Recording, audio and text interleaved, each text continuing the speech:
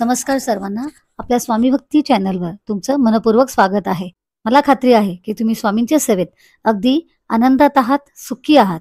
असेच राहा आणि स्वामी तुमच्या सर्व सदिच्छा पूर्ण करो, ही स्वामीचरणी प्रार्थना आणि स्वामींचा आशीर्वाद घेऊन आजच्या व्हिडिओला सुरुवात करते. आज आहे सोमवार 25 ऑगस्ट 2025. आजच्या दिवशी वराह जयंती आहे. वराह जयंती म्हणजे वराह अवतार, पृथ्वीचे रक्षण करणारा विष्णूचा तिसरा अवतार. धर्मातील दशावतारांमध्ये प्रत्येक अवतारामागे एक अद्वितीय तत्वज्ञान आणि कालीन आवश्यकता दडलेली आहे. जेव्हा जेव्हा धर्म संकटात येतो, अन्याय आणि अधर्माने पृथ्वी व्यापते, तेव्हा भगवान विष्णू विविध रूपे धारण करून अवतार घेतात. त्या दशावतारांमध्ये तिसरा अवतार म्हणजे वराह अवतार. हा अवतार विशेषतः पृथ्वी माता व विश्वरक्षण यांच्याशी निगडीत आहे. आता ह्या वराह अवताराची कथा काय आहे, वराह जयंती का साजरी केली जाते, ते आपण बघूयात. पुराणानुसार एकदा राक्षस हिरण्याक्षाने पृथ्वीला म्हणजे भूदेवीला महासागरात नेऊन लपवून ठेवले. त्यामुळे सर्वत्र अंधकार आणि गोंधळ पसरला. पर्वत, नद्या, वनराई, जीवसृष्टी सगळे काही अस्तित्वात असले तरी धरतीचाच आधार नाहीसा झाला होता. देवांनी विष्णूला प्रार्थना केली, तेव्हा विष्णूंनी वराहाचे रूप धारण केले. ते प्रचंड वराह रूप धारण करून महासागरात उतरले आणि हिरण्याक्षाबरोबर भीषण युद्ध झाले. अखेर वराहाने हिरण्याक्षाचा वध केला. त्यानंतर वराहाने आपल्या दातावर पृथ्वीला म्हणजेच भूदेवीला उचलले आणि तिला पुन्हा स्थिरस्थानी ठेवले. ही कथा केवळ दैवी युद्धाची नाही, तर सृष्टीच्या रक्षणाची प्रतिकात्मकता दर्शवते. आता ह्या गोष्टीचं, ह्या कथेचं तत्वज्ञान आणि महत्व काय आहे ते बघूयात. पृथ्वीचे रक्षण म्हणजेच वराह अवतार आपल्याला सांगतो की पृथ्वीचं संतुलन टिकवणं हेच खरं धर्म आहे. अधर्माचा नाश. हिरण्याक्ष राक्षस अधर्माचं प्रतीक होता, ज्याचा पराभव झाला. भक्ती आणि श्रद्धा.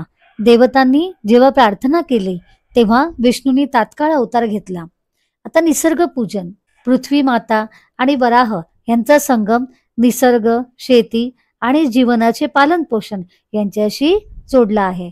वराह अवताराची पूजा आणि मंदिरे कुठे कुठे आहेत ते आपण बघूयात. तिरुमल तिरुपती म्हणजे आंध्र प्रदेश, तिरुपतीतील श्री व्यंकटेश्वर मंदिराच्या मागे वराहस्वामी मंदिर आहे. परंपरेनुसार बालाजीच्या दर्शनापूर्वी वराहस्वामीचे दर्शन घेणे आवश्यक मानलं जातं. येथे वराहाने तिरुमल क्षेत्र भूदेवीकडून मागितले होते, अशी कथा आहे. खजुराहोचे वराह मंदिर मध्य प्रदेश. खजुराहोच्या जागतिक वारसा मंदिर समूहात एक सुंदर वराह मंदिर आहे. येथे 2.6 मीटर लांब वराहाची विशाल मूर्ती आहे. या मूर्तीवर 674 पेक्षा अधिक देवतांचे सूक्ष्म शिल्पांकन केलेले आहे. तिसरं आहे बद्रीनाथ क्षेत्र म्हणजे उत्तराखंड. बद्रीनाथाच्या क्षेत्रपालांमध्ये वराह यांचा उल्लेख आहे. बद्री केदार यात्रेत वराहाची पूजा विशेष मानली जाते. दक्षिण भारतातील वैष्णव मंदिरे. अनेक श्री वैष्णव परंपरेत वराहाला विशेष स्थान दिले आहे. काही मंदिरे वराह क्षेत्र म्हणून ओळखली जातात. अंबाबाई मंदिर कोल्हापूर येथे सुद्धा वराह मूर्ती असून वराहाच्या मुखात देवीची मूर्ती आहे.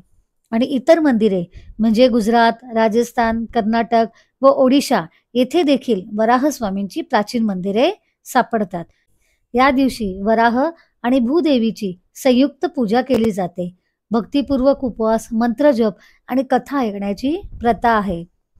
वराहाची पूजा केल्याने स्थैर्य, संपत्ती व समृद्धी मिळते असे मानले जाते. शेती, जमीन, पिके यांच्याशी निगडीत अडचणी दूर होतात. पृथ्वी माता प्रसन्न झाल्यामुळे संतती सुख आणि कुटुंबाचा विकास होतो. वराह अवतार हा फक्त दैवी कथा नसून मानव जातीसाठी संदेश आहे. पृथ्वी हा आपला आधार आहे, तिचे रक्षण करणं हा आपला धर्म आहे. विष्णूंनी वराह अवतार धारण करून आपल्याला शिकवले की अधर्म कितीही प्रबळ झाला तरीही शेवटी धर्माचाच विजय होतो. आजच्या काळात ही कथा आणखी महत्वाची वाटते, कारण पृथ्वीचे प्रदूषण, निसर्गाचा नाश आणि हवामान बदल यामुळे आपण पुन्हा एकदा वराह अवताराची गरज भासत असल्यासारखे वाटत आहे. मात्र यावेळेस देव अवतार घेईल असे न मानता आपणच पृथ्वीचे वराह बनून तिचे रक्षण करणे हाच खरा धर्म आहे. या प्रकारे आज आपण बघितली वराह जयंती कधी असते, का साजरी केली जाते. त्याप्रमाणे आपण सुद्धा वराह जयंती साजरी करावी, म्हणजेच आपल्या पृथ्वीचं रक्षण करावं. प्रदूषण आणि निसर्गाचा नाश हे सगळं आपण थांबवलं पाहिजे. माहिती आवडली असेल तर नक्कीच लाईक करा, शेअर करा. श्री स्वामी समर्थ. गुरुमाऊली चरणार्पणमस्तु. धन्यवाद.